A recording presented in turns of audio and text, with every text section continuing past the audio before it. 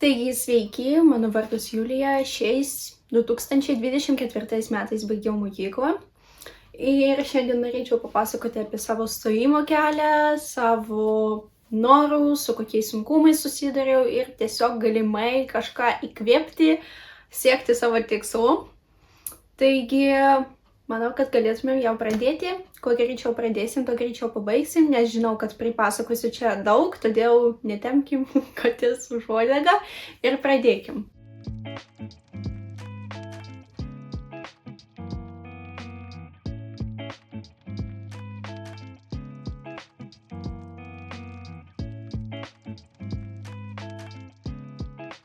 Taigi, viskas kaip ir žmogaus gyvenime, taip ir stojimo kelias prasideda nuo vaikystės, nes vis tiek yra kažkokie norai, kažkokie svajonės. Tai jeigu trumpai pasakysiu, kad vaikystėje aš svajojau, buvo minčių tapti veterinarė, bet pati didžiausia mano svajonė buvo tapti kaip Barbie. Nes žiūrėjau Barbie ir ten kiekvienoje serijoje ji vis kažką naujo darė, ten vienoje serijoje ta pati veterinarė, po to gydytoja, po to kepėja, po to ji skrenda į kosmosą, tai čia apskritai kosmosas. Taigi svajojau, nes domino šiaip viskas, bet po to prasidėjo mokykla. Ir kažkur iki, manau, 6-7 klasės mane vis dar domino viskas, daugiausiai domino būtent matematika, biologija sudomino, man chemija šiaip patiko iki 11 klasės, bet čia atskirai aš papasakosiu apie chemiją. Ir kažkur 6 klasėje susimąsčiau, kad norėčiau tapti odontologė, bet tai buvo toks nelabai sąmoningas sprendimas, tiesiog mane įkvėpė mano odontologė, kuri kovoja dėl mano danties, nes pasakė, kad reikia šalinti, bet mes su ją kovojam, su tą dantim ir išgydėm ir vis dar turiu šitą dantį. Tai jį mane įkvėpė, taip sakant, nepasiduoti. Ir tai buvo labai taip nesąmoningai, dar vis tiek galvoje nėra jokių planų gyvenimui, kaip ir norėjau, bet iš kitos pusės, o gal kažką kitą, gal apskritai mediciną ir panašiai. O po to atėjo 10 klasė, kurioje visą 10 klasę jau turėjau minčių būtent apie odontologiją. Man atrodo, kažkur išeina, kad 10 klasė tai buvo 2022 metai, tai po naujųjų metų aš, manau, pradėjau pakankamai aktyviai naudotis puslapiu kurstoti.lt, kur buvo ta konkursinio balo skaičiuoklė, kur aš vis įrašydavau, kaip aš galėčiau išlaikyti egzaminus, ten buvo 100, nes, šiaip man visada su mokslais gerai sekėsi. Nebuvo tokio, kad, pavyzdžiui, aš iki 8 klasės nieko nedariau, o po to bats ir noriu čia įstoti kažkur, kur konkursinis balas vos ne 10.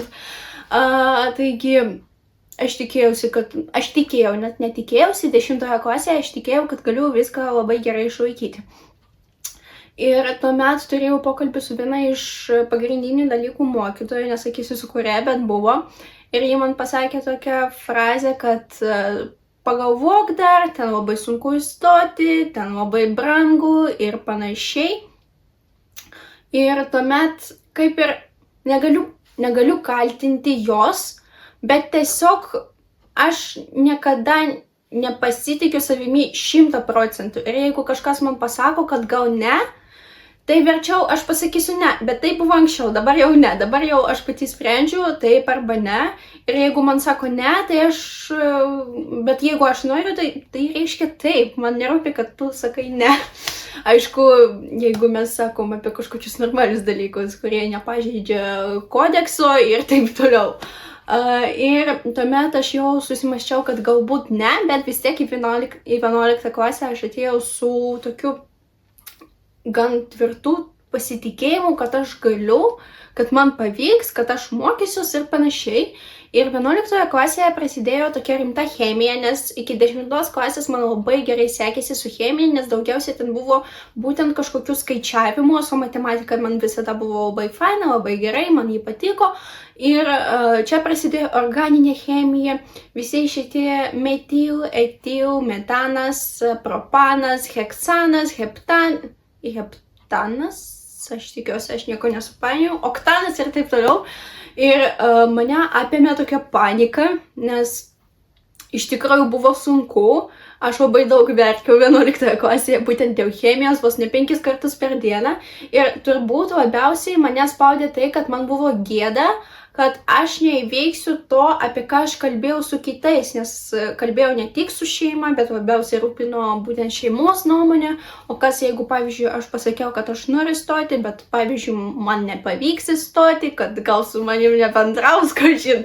Bet dabar suprantu, kad tikrai ne ir apie tai net nereikia galvoti, nes stojimas tai yra tik jūsų asmeninis reikalas ir tik jūs turite teisę spręsti, kuo jūs norite užsiiminėti, ką jūs norite studijuoti, nes studijos tai vis tiek ne vieną dieną užtruks ir jeigu, pavyzdžiui, net į valstybės nefinansuojamą vietą, kiek čia pinigų ir jeigu tu įstoji ten, kur tu nenori, tik dėl to, kad kažkas kitas norėjo, tai tikrai neverta pasirašyti tos sutarties, net jeigu įstojai.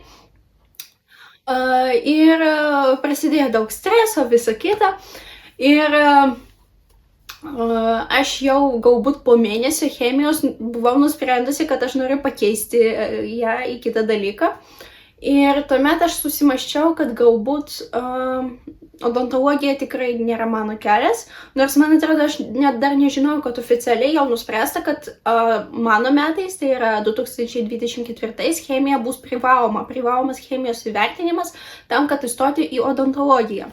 Ir buvo baisu, tikrai buvo labai daug ašarų, man netgi tokia, aš nežinau, man chemija tapo tokių trigerių, kad aš ateidavau į pamokos, aš sėdžiu, aš kaip ir girdžiu, ką sako mokytoja ir man blogai darosi ir man norisi verkti, bet aš buvau nusprendusi, kad vis tiek aš tęsiu savo kelionę, bet tiesiog jau niekam nesakiau, kur aš noriu stoti, nes nenorėjau jokių nusivylimų patirti, būtent iš kitų žmonių, nes man pačiai irgi taip nelabai faina, kad kaip ir aš norėjau, aš buvau užsispyrusi, o čia aš jau pradėjau svarstyti, kad ne. Ir tuomet aš susimaščiau, kai biologijos pamokose prasidėjo genetika, kad galbūt genetika yra mano kelias, nes man patiko, ten tikimybės, skaičiavimai irgi geras dalykas, man gerai sekėsi. Pamačiau, kad ten bus matematika, statistika, galvoju, kaip tik, man matematika gerai sekasi. Ir 11 klasės pabaigoje jau buvau įsitikinusi, jau jokių minčių apie odontologiją neturėjau ir buvau įsitikinusi, kad stosiu būtent į genetiką. Ir šiaip visą po 11 klasės aš tikrai sėdėjau su chemijos vadovėliu ir aš bandžiau spręsti tas užduotis ir didžioji dalis man pavyko, nes ten tiesiog skaičiavimai. Kai skaičiavimas, kai tu pagauni tą algoritmą, kai viską reikia daryti, tai iš tikrųjų žiauriai faina, žiauriai lengva. Bet pati teorija man tiesiog buvo sunku sukaupti tiek energijos ir plus čia buvo tas stresas, kad jeigu man nepavyks, tai viskas sužlugs, nors niekas nesužlugtų. Jeigu, pavyzdžiui, aš atsisakyčiau chemijos, jeigu aš kažkur neįstočiau, gyvenimas to nepasibaigia. Kaip ir yra galimybė perlaikyti egzaminus. Ta prasme, yra labai daug skirtingų galimybių. Ir tu gali save atrasti ten, kur niekada nepagalvotumai, kad gali ten dirbti, mokytis ir panašiai. Nes, aš pradėjau vadovautis visgi tuo, kad gyvenime viskas atsitinka taip, kaip reikia. Ir kartais taip, kaip reikia, nėra taip, kaip mes norime, bet viskas visada atsitinka taip, kaip mums to reikia. Jeigu tu neįstojai, reiškia, tai buvo kažkoks ženklas, permąstyti kažką arba kažką suprasti. Ta prasme, labai daug priežasčių, kodėl tu galėjai neįstoti. Ir tiesiog universitetas, mokslai tai yra tik vienas etapas iš viso gyvenimo. Gyvenimas ilgas. Čia tik pavyzdžiui, jeigu mes kalbame apie medikus, tai tikrai ilgas kelias, bet vis tiek tai nėra visas tavo gyvenimas. Todėl nereikia tiek daug koncentruotis, tiek daug koncentruotis, koncentruotis, nereikia tiek daug stresuoti, nors aš suprantu, kad tai labai juokingai skamba, jeigu įvertinti taip, kaip aš stresavau 12 klasės pabaigoje, bet ten buvo dar viena priežastis, kodėl tiek streso buvo. Taigi po 11 klasės atostogų metu aš sprendžiau tą chemiją, su biologija man visada gerai sekėsi, su matematika kaip irgi visada buvo 9-ukai, 10-ukai, ten 8-tai, kartais 7-tai būdavo, bet metiniai pažymiai visada buvo arba 9 arba 10. Ir su lietuvių kalba kaip ir normaliai sekėsi, bet normaliai tai reiškia 50-60 balų iš valstybinio brandos egzamino. Tai reiškia užtikrintai išlaikyti, nes man su gramatika labai gerai sekėsi, tiesiog regos atmintis, vaizdinė ta atmintis, kad aš skaitydama knygas prisiminiau, kaip rašyti kažkokius žodžius ten sudėtingesnius ir panašiai. Na ir aišku, perskaičiau per vasarą ten Sruogos Dievų mišką ir Mykolaičio Putino Altorių šešėlį, kuris man labiausiai patiko. Dievų miško aš nesupratau, bet nesvarbu. Ir 12 klasė prasidėjo, jau reikia kaip ir po truputį spręsti, ką tu nori laikyti. Ir aš atėjau į chemiją ir mano mokytoja pajuokavo, aš jokių būdų nebandau kažkaip jos čia įžeisti, apkaltinti, bet ji pirmos pamokos metu pasakė, aš tikiuosi, kad tu po šitos pamokos neverksi. Ir man dėl to taip susikaupė ašaros, kad aš išėjau ir apsiverkiau. Bet mano chemijos mokytoja tai buvo labai geras ir išlieka labai geras žmogus, visada mano širdyje tiesiog, nesusidraugavome su chemija, ne visada taip, kaip mes norime, atsitinka gyvenime taip pat, ne visada žmonės susidraugauja, kai norisi, tai su chemija man taip pat neišėjo susidraugauti ten labai artimai. Nors rašiau bandomąjį egzaminą ir surinkau 2,9 taškus, man atrodo, tai čia būtų kažkur 2,6 balai, kaip ir išlaikytas, bet aš supratau, kad netgi tiesiog, kad išlaikyti, pavyzdžiui, gauti 40-50 balų, man reikia labai daug pastangų įdėti ir tuomet gali dėl to pablogėti kitų egzaminų rezultatai, pavyzdžiui, matematikos arba biologijos, arba net lietuvių kalbos, nors negalvojau, kad ten kažkas pablogės, ten ir tai buvo, ne viskas super wow stojant.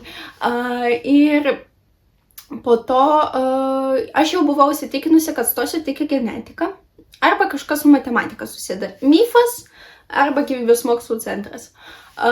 Ir po to, po naujųjų metų, turėjau pokalbį su vienu iš šeimos narių, kuris man pasakė, kad aš esu protinga, bet tiesiog nepasitikiu savimi, o aš buvau įsitikinusi, aš pamiršau apie odontologiją visiškai.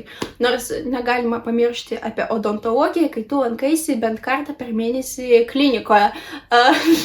Bet kaip apie studijas jau pamiršau, jau net nesvajojau. Ir po to aš pradėjau apie tai galvoti, bet vis tiek aš nebuvau tvirtai įsitikinusi, kad tikrai norėčiau, kad tikrai čia mano kelias. Ir po to prasidėjo pats sunkiausias laikotarpis, nes aš žinojau, kad net į valstybės nefinansuojamą vietą norėdama įstoti reikia pakankamai gerai išlaikyti egzaminus. Ir pamačiau, kad pavyzdžiui į LSMU paskutinis įstojęs į valstybės nefinansuojamą, aš apie finansuojamą net nesvajojau, nes nelaikiau chemijos. Taigi ten buvo balas, man atrodo, 7,5, kažkas tokio, tai pakankamai žemas balas. Man tokį balą gauti buvo netaip sunku. Aš skaičiavau pagal savo jausmus iki egzaminų, kol nepamačiau užduočių, kad gal mano balas bus kartu su savanorystė 0,25 balo, kažkur 8, tai šiaip normalus balas. VLU ten apskritai buvo 5,4, bet kiek suprantu, tai ten žmogus tiesiog buvo atleistas nuo egzaminų ir kažkas tokio. Bet jau prasidėjo tas procesas, kad aš pradėjau galvoti ir buvo labai sunku tos kelius mėnesius tiesiog sėdėti ir visiškai niekam nesakyti, kur aš noriu stoti. Aš pirmą kartą papasakojau, neprisiminsiu dabar, arba draugiai, arba mamai, kažkur, man atrodo, po egzaminų, jau birželio pabaigoje arba liepos pradžioje, kažkur ten, nors visus pageidavimus surašiau į lamą birželio 1 dieną, iš karto po paskutinio skambučio. Ir prasidėjo po to pasirašymas egzaminams, aš pasakoju apie egzaminus, tai dabar jau iškart prieisiu prie egzaminų rezultatų, jaučiausi pakankamai tvirtai. Ir čia bus, nežinau, ar aš iš karto papasakosiu, galbūt geriau įkelsiu tiesiog savo reakciją. Galite pažiūrėti į mano džiaugsmą, į mano šypseną, į mano dantis išgydytas. Tai jo. Gerai, aš jau atidariau, bet dar nepažiūrėjau. Man šiaip aš kaip ir nebijau. Gerai, aš sakiau, lietuvių PEM. Matematika 8-5.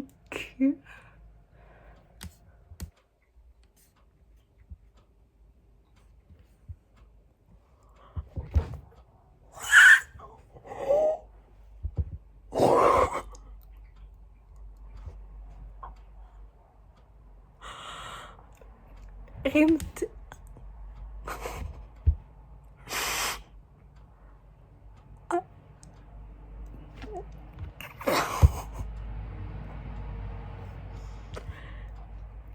Matematika 8-9, bet matematika aš kaip ir šiek tiek ir tikėjausi. Bet lietuvių, aš jau sakiau, PEM 8-9 balai, 8. Tai buvo lietuvių kalbos ir matematikos rezultatai. Aš buvau labiausiai šokiruota dėl lietuvių kalbos egzamino rezultato, nes tikėjausi maždaug 50 balų. Aš ten irgi sakiau, kur mano reakcija, kad 50, maksimum gal 60. Ir kai aš pamačiau, o ten išėjo taip, kad abu rezultatai identiški, 8-9 balai ir ten, tai aš galvojau, kad čia kažkokia klaida gal, kad matematika 2 kartus rašė matematikos rezultatą, bet po to aš supratau, kad taip ir, neturėtų nieko pasikeisti, aš tikiuosi, bet aš iš karto apsidžiaugiau, nes supratau, kad mano balas labai pakils. Ir dabar parodysiu reakciją į rusų kalbos, lenkų kalbos ir biologijos egzamino rezultatus. Tai galite pažiūrėti. Sveiki, jau penktadienis. Aš nusprendžiau tiek daug nefilmuoti, nes čia esmė tame, kad reakcija būtent į VB rezultatus. Aš jau atidariau. Aš pamačiau, kad yra rezultatai, bet aš nežiūrėjau kokie. Aš labai bijau. Aš nežinau, kodėl. Aš sapnavau košmarą, kad aš iš biologijos gavau 60 balų. O man reikia kažkur 8-9. Gerai, ramiai. Aš jau nieko nepakeisiu. Taip, užsienio rusų 100. Iš rusų 100. Aš nesitikėjau, kad Lenkų 9-7, biologija 9.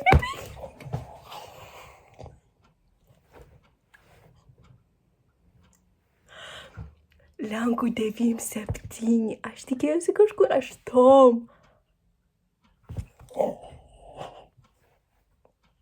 Biologija 9-5 balai. Taigi, kaip matote, labiausiai turbūt man šokas buvo dėl rusų kalbos, nes aš buvau suskaičiavusi pagal vertinimo instrukciją, kad ten bus, kad nebus ten, nes aš suskaičiavau, kad reikia padaryti nedaugiau nei 7 klaidas, kad gauti 100, o aš suskaičiavau daugiau, bet po to pamačiau, kad ne, aš galvoju, gerai, man nerūpi, kaip skaičiavo, gerai, man labai tinka. Antroje vietoje turbūt pagal šokiravimą buvo lenkų kalba, nes šiaip tikėjausi kažkur 80 gauti, nes pirmą kartą per 20 kažkiek metų lenkų kalbos egzaminas vyko jau kaip valstybinis, tai ta prasme jis turi įtakos, kiek žinau, bet mano atveju ne, nes rusų kalbos 100 yra didesnis nei 97 balai iš lenkų kalbos. Ir iš biologijos 95 man irgi buvo šokas, nes aš tikėjausi kažkur 8-5-90, o čia beveik 100, aišku, ten klaidų pridaryta, aš surinkau 88 taškus, tai reiškia 12 klaidų padariau, bet vis tiek 95 balai tai yra daug. Ir aš labai apsidžiaugiau. Ir viską surašiau dar kartą į skaičiuoklę, jau savo tikruosius rezultatus, pamačiau, kad mano balas yra 9,13, man atrodo, bet nepamirškim, kad turėjau 9 iš A lygio iš chemijos. Ir čia egzaminai ir plus savanorystė, tai išėjo, kad mano balas buvo 9,8 stojant į odontologiją. Į kitus ten apskritai, man atrodo, į genetiką, ergoterapiją dar susimaščiau studijuoti, ten buvo 9,7, kažkas tokio, arba 9,5, nu, kažkas pakankamai didelis balas. Ir po to prasidėjo tas laukimo periodas, laukiau birželio 31 dienos, dieną prieš tai, netgi ne dieną, o naktį, prieš paskelbiant rezultatus, susapnavau, kad aš įstojau į VU, į valstybės nefinansuojamą vietą. Ir aš jau pradėjau mąstyti, mano prioritetų visgi buvo VU, nes nelabai norėjau važiuoti į Kauną. Bet nieko prieš Kauną neturiu, jeigu įstočiau, tai aišku, kad važiuočiau, nes įstojau ir reikia važiuoti. Tiesiog man norėjusi į Vilnių. Ir aš susapnavau, kad įstojau į VU ir atsikeliau ir jau turėjau tokią teoriją, kad jeigu aš susapnavau kažką ir aš atsimenu tą sapną, tai reiškia, kad jis tikrai neišsipildys, tai aš jau pradėjau kraustis, aš jau pradėjau ieškoti, net neperskaičius to laiško, nes man buvo baisu Kauno LSMU bendrabučio tvarką, kaip parašyti prašymą, ko reikia, ko nereikia ir panašiai. Bet po to įėjau ir čia irgi bus mano reakcija. Sveiki, aš atradau taip, kad tik verkčiau dėl to, kad man užsikimšė nosis, bet nesvarbu. Šiandien Liepos 31 dieną, šiandien yra skelbiama, kas kur įstojo arba kas kur neįstojo. Ir aš net sapnavau sapną, jis buvo pakankamai realus, kad aš įstojau į VU valstybės nefinansuojamą vietą. Šiaip mane variantas toks kaip ir tenkintų, aišku, visada norisi finansuojamas, bet mano balas 9,8. Aš tikiuosi, kad aš pradžioje ten papasakojau visą istoriją apie stojimo kelią ir čia tik pabaiga, arba čia per vidurį bus kažkur. Žodžiu, ne taip, kad be konteksto visiškai. Tai į šią studijų programą man tiesiog, aš nežinau, ar aš apie tai pasakosiu. Aš tikiuosi, kad aš apie šitą papasakosiu viską, kad man biškį uncomfortable kalbėti apie tai, kad aš bandau čia stoti. Nors mano balas 9,8 į šią programą, bet vis tiek. Tai žodžiu, aš jau mačiau, kad yra laiškas iš Lamos ir man žiūri baisu. Gerai, aš uždarau. Taip, Mela, stoju.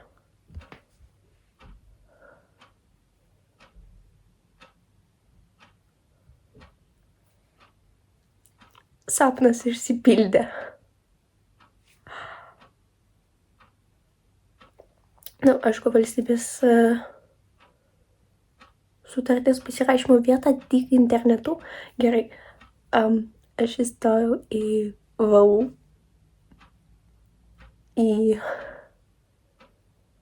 valstybės nefinansuojamą vietą, aišku, nes mano balas 9,8, ten balas pernai buvo paskutinis 9,7, 8, kažkas tokio, žodžiu, wunderkindai, aš neįsivaizduoju, nes aš nelaikiau chemijos, manau, aš apie tai papasakosiu prieš tai, dėl to mano balas toks. Šiaip reikėjo atlikti karo tarnybą, ten pusę balo už karinius bazinius mokymus, pusę balo, tai čia jau būtų 9,8 mano balas.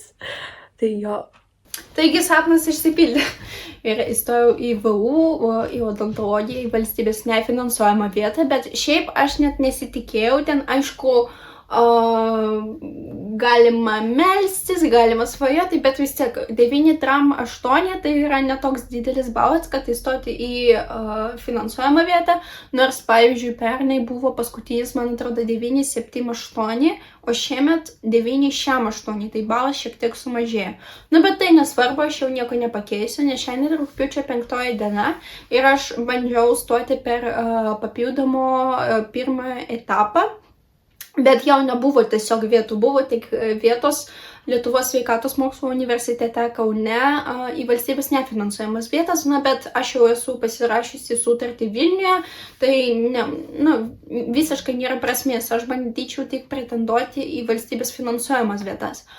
Taigi, koks moralas yra, tai kad reikia tikėti savimi, aišku, aš negaliu sakyti, kad tiesiog man pasisekė, aš tikrai daug dirbau, ypač su matematika, biologija, aš tikrai stengiausi, lietuvių kalbą tikrai irgi įdėjau nemažai pastangų, aš skaičiau ten porą dienų prieš egzaminą, visą tą vadovėlį, kurį Alijus Avčininkas parašė apie tos autorius privalomosius, ir kartais netgi būna tokie momentai, kai tu tiesiog darai kažką ir tu tiesiog prisimeni tos autorius ir tu pagalvoji, kad tau daugiau nebereikės analizuoti Liudo Vasario psichologinio portreto, tos Liucės, Baronienės ir panašiai, ir tu supranti, kad tau nereikės jokios škėmos ir tave užpūsta toks džiaugsmas, kad tai pasibaigė, nes pavyzdžiui, jeigu biologija, matematika man patinka, tai lietuvių kalba kaip ir nelabai mane domino ta literatūra, mane labiau domino būtent tikslieji mokslai, nors nieko prieš lietuvių kalbą neturiu, tos, kurie ketina studijuoti lietuvių filologiją, tai yra tiesiog kiekvienam žmogui savo kažkokie norai, svajonės. Taigi, papasakojau apie savo stojimo istoriją. Noriu palinkėti visiems, kas vis dar nebaigia mokyklos, kas svajoja, bet nepasitikė savimi, nors yra tiesiog objektyvus ir neobjektyvus vertinimas. Aš moku save iškritikuoti geriausiai. Ir tiesiog man padeda tai, kad aš nesitikiu to. Tiesiog kartais, kai tu ne iki galo pasitiki, tai yra pliusas tame, kad tu nesvajoji, pavyzdžiui, apie balą 10, kai tu nelaikai, pavyzdžiui, chemijos, kai tu iš lietuvių kalbos niekada nerašai rašinių ten 10, 9. Ir tiesiog tave taip nuleidžia į žemę, kad nenuskrisk ten į visiškai kitą pasaulį. Bet jeigu jūs kažko norite, tai bandykite. Netgi jeigu jums kažkas sako, kad ne, tau nepavyks, vis tiek bandykite. Nes ilgam BPO tu įrašai, ir kas, neįstosi ir neįstosi, bet niekas tavęs nenuskriaus už tai, kad tu pabandėjai. Nes geriau pabandyti ir pasigailėti, nei gailėtis, kad kažko nepadarėjai. O dar geriau bandyti, daryti ir nesigailėti, netgi jeigu tu padarėjai kažką, jeigu netgi nepavyko, nes iš kiekvienas nepriartina mūsų prie to reikalingo taip. Tiesiog mes dar nežinome, kiek mūsų ne laukia, nes pavyzdžiui, jeigu, gerai, čia prasideda jau plepėjimas, jeigu tu žinotumai, kad prieš išgirstant taip, tau reikia 100 kartų išgirsti ne, tai kiekvieną kartą išgirdus ne, tu džiaugtumėsi, kad tu priartėjai prie to taip. Todėl pagal tą filosofiją stengiuosi dabar gyventi, taigi laukia labai daug mokslų, labai sunkios paskaitos, kol kas aš nebijau, aš nemanau, kad bijosiu, nes vis tiek aš moku mokytis, moku susikaupti ir manau, kad ne veltui 12 metų stengiausi, gerai, ne 12, paskutinius 2 metus kaip minimum. Todėl norėčiau dar kartą palinkėti visiems tikėti savimi, bandyti siekti savo tikslų ir paversti savo svajonės planu. Nes jeigu jūs tiesiog svajosite ir nieko dėl to nedarysite, neturėsite kažkokią planą, pavyzdžiui, aš noriu čia įstoti, man reikia išlaikyti šitos egzaminus, pavyzdžiui, ten po 70 balų iš kiekvieno arba po 90. Ir tiesiog, jeigu jums kažkas nepavyko, tai nereiškia, kad jūs esate kažkoks blogas žmogus, kad visas gyvenimas tai kažkokia nesėkmė. Tiesiog neišėjo, bet tai tikrai ne gyvenimo pabaiga. Taigi, dar kartą, jau nežinau, 5 linkiu visiems sėkmės, stojant kitais metais, galbūt kažkas dar stoja per papildomą priėmimą 1, 2 etapą. Ir aš tikiuosi, kad greitai sulauksit kažkokių vlogų, pavyzdžiui, iš universiteto ir apskritai kažkokių vlogų, kurie bus filmuojami ne tik namie, nes reikia jau po truputį išeiti iš komforto zonos, nes po mėnesio tikrai jau reikės iš jos tiesiog bėgti pas žmonės, nes nors aš labai mėgstu sėdėti namie, tiesiog skaityti knygas, klausytis muzikos viena, vis tiek reikės integruotis. Taigi, ačiū, kad skirėte savo laiką ir iki pasimatymo.